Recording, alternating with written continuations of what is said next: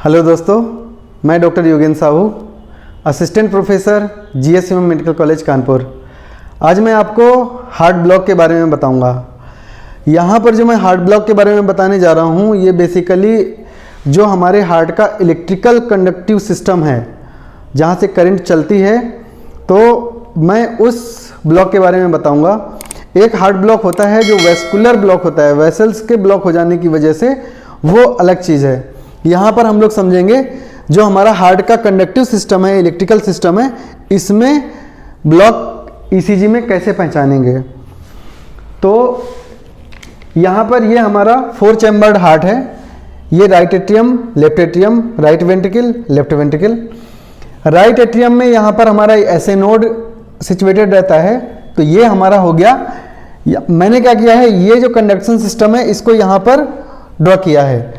तो ये हमारा हो गया ऐसे नोड, जिसे हम पेस मेकर भी बोलते हैं।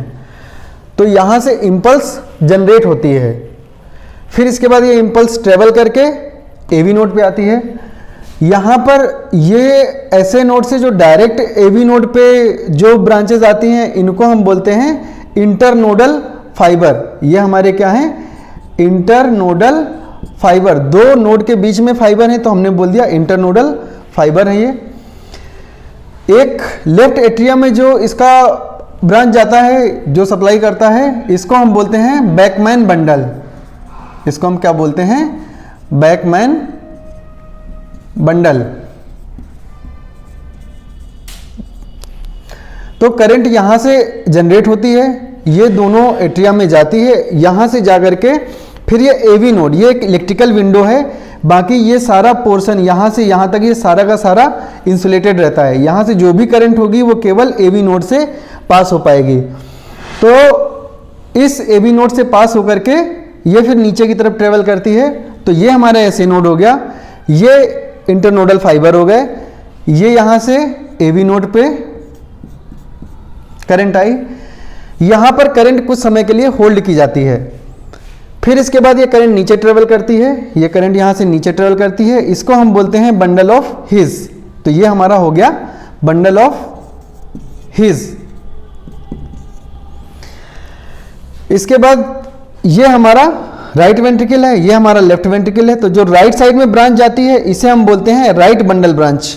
तो ये हमारा क्या है, राइट बंडल ब्रांच। और जो लेफ्ट साइड में जाती है, इसको हम बोलते हैं लेफ्ट बंडल ब्रांच। ये लेफ्ट बंडल ब्रांच, ये right bundle branch. Left bundle branch जो जब आगे चलती है, तो ये फर्दर दो ब्रांचेस दे देती है। एक anterior fascicle, anterior fascicle, anterior fascicle, और दूसरी जो होती है उसे हम बोलते हैं पोस्टीरियर फेसिकल।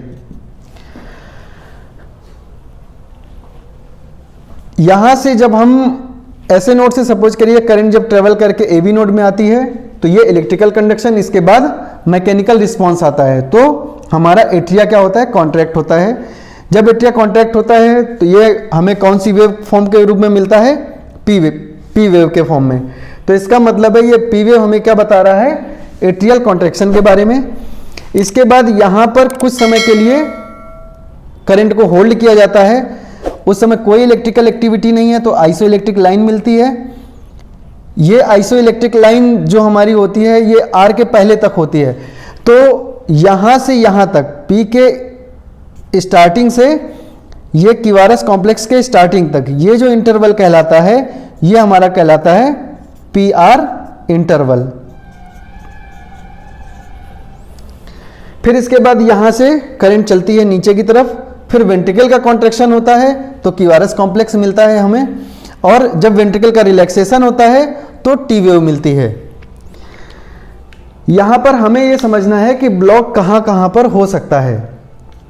तो यहां पर हम ब्लॉक के बारे में बात कर लेते हैं कि ये ब्लॉक कहां कहां पर हो सकता है। उसके हिसाब से पहला ब्लॉक कहां पर हो सकता है, सपोज करिए ये जो हार्ट ब्लॉक है, कहीं पर भी इंपल्स के जनरेशन में या उसके कंडक्शन में, जैसे इंपल्स यहां से जनरेट होती है या पूरे कंडक्शन पाथवे में कहीं पर भी ब्लॉकेज है, तो हम उसे नाम देंगे कि ये हमारा एक टाइप का हार्ट ब्लॉक है।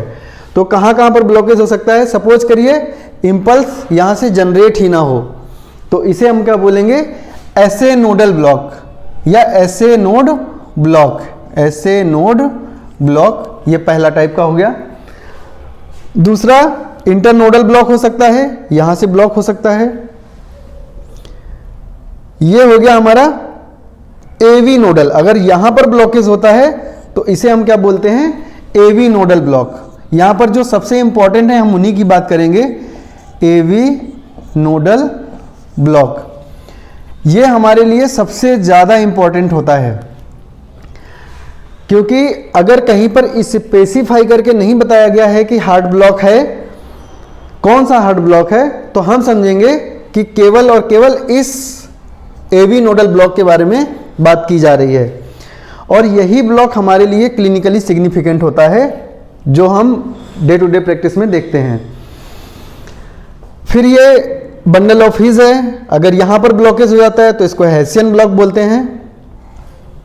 बंडल ऑफ हिज, ये हिज से ही हैसियन बोल दिया गया, हैसियन ब्लॉक हो गया। इसके बाद सपोज करिए यहां पर ये राइट बंडल ब्रांच है, अगर यहां पर ब्लॉक हो जाए तो हम बोलेंगे राइट बंडल ब्रांच ब्लॉक। इधर ब्लॉकेज हो जाएगा तो बोलेंगे लेफ्ट बंडल ब्रांच ब्लॉक। तो तीसरा टाइप हो गया हमारा बंडल ब्रांच ब्लॉक। कितने तरह का है? एक है राइट बंडल ब्रांच ब्लॉक, जिसे हम आरबीबी बोलते हैं, और एक है लेफ्ट बंडल ब्रांच ब्लॉक।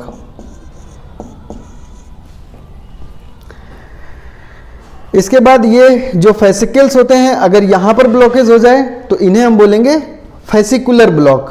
तो चौथा जो टाइप है वो है फेसिकुलर ब्लॉक।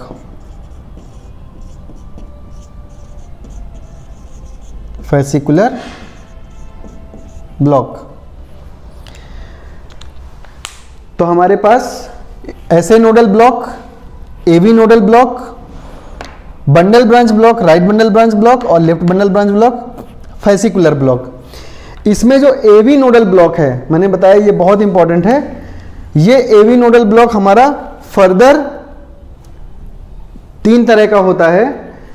इसमें सपोज करिए ये हमारा एवी नोड है, यहां से करंट आ रही है, यहां से करंट इंपल्स जनरेट हुई और यहां तक आई। यहां पर मैंने बताया करंट कुछ सेकंड के लिए होल्ड की जाती है। तो अगर वो करंट यहां पर ज्यादा समय के लिए होल्ड कर ली जाए तो एक तरह से ब्लॉक हो जाएगा।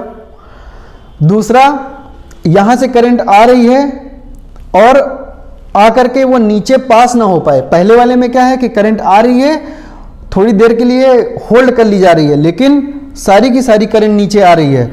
तो इसका मतलब है कि ये पी वेव बनेगा और ये वाला जो डिस्टेंस है ये बढ़ जाएगा, क्योंकि करंट यहां पर ज्यादा देर के लिए होल्ड की गई है, तो ये इंटरवल हमारा बढ़ जाएगा। जो दूसरे टाइप के हैं उसमें क्या होता है कि करंट यहां से आती है, सपोज करिए एक बार आई नीचे आ गई, दूसरी बार आई नीचे आ गई, तीसरी बार आई फिर नीचे नहीं ट्रेवल कर पाई, तो पी वेव तो मिलेगा, पी वेव बनेगा, लेकिन चूंकि करंट नीचे आ नहीं पाई तो वेंट्रिकल का कॉन्ट्रैक्शन नहीं होगा। वेंट्रिकल का कॉन्ट्रैक्शन नहीं होगा तो क्यूआरएस कॉम्प्लेक्स नहीं बन पाएगा।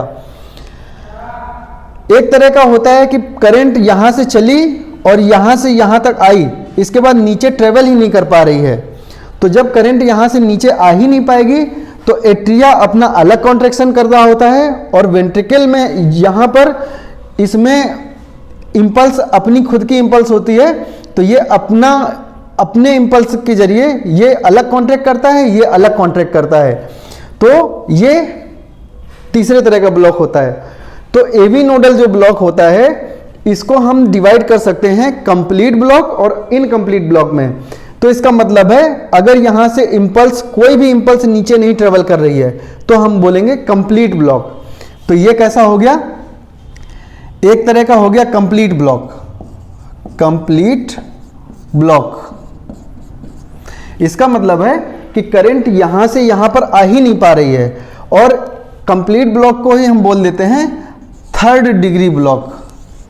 ये बोलते हैं कि थर्ड डिग्री ब्लॉक हो गया है, कंप्लीट ब्लॉक हो गया है आपको।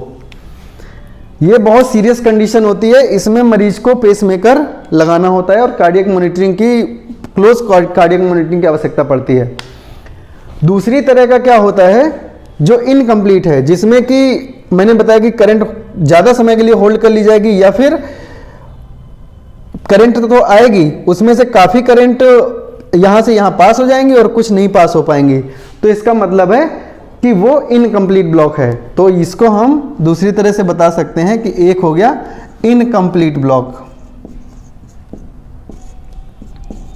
Incomplete block. ये फर्दर दो तरह का है, एक है फर्स्ट डिग्री और एक है सेकेंड डिग्री। जो फर्स्ट डिग्री होता है, फर्स्ट डिग्री में क्या है कि करंट यहां पर होल्ड की जाएगी लेकिन सारी की सारी करंट नीचे आएगी, तो P के बाद क्यूआरएस मिलेगा, लेकिन जब ज़्यादा समय के लिए होल्ड की जाएगी तो PR इंटरवल केवल बढ़ा हुआ मिलेगा आपको। और सेकेंड डिग्री में क्या होगा कि यहां से यहां तक करंट आएगी, आने के बाद फर्दर सारी करंट नहीं आ पाएंगी, सारी इंपल्सेस नीचे की तरफ ट्रेवल नहीं करेंगी, तो P वेव कुछ में मिलेगा, P वेव तो सब में मिलेगा क्योंकि करंट यहां से यहां तक आ रही है, लेकिन क्यूआरएस कॉम्प्लेक्स सब में फॉर्म नहीं हो पाएगा। इस AB नोडल ब्लॉक के बारे में नेक्स्ट वीडियो में डिटेल में बताया जाएगा। Thank you so much.